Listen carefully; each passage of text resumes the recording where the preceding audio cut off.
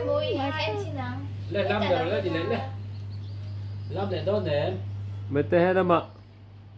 thế nghe em na khan ha này em không nghe ha oh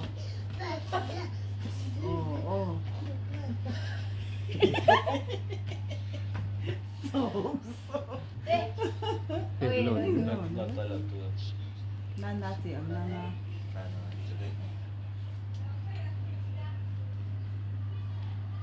hay là có tệ trong trai rồi đấy trong trai rồi đấy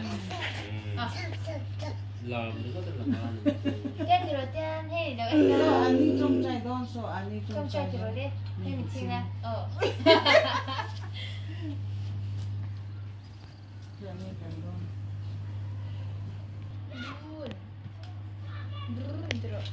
찐찐 này nè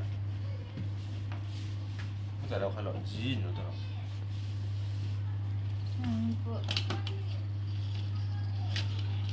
tung cái đó sẽ là thao xem mà cái đó tung tuổi cái đó đi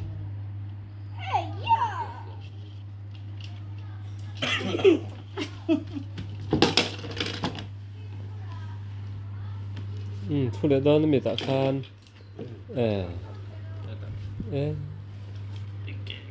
kể thang tịch là và tôi đã đi là trong trai ăn trong trai rồi đấy trong trai vậy trong trai rồi trong trai là ô và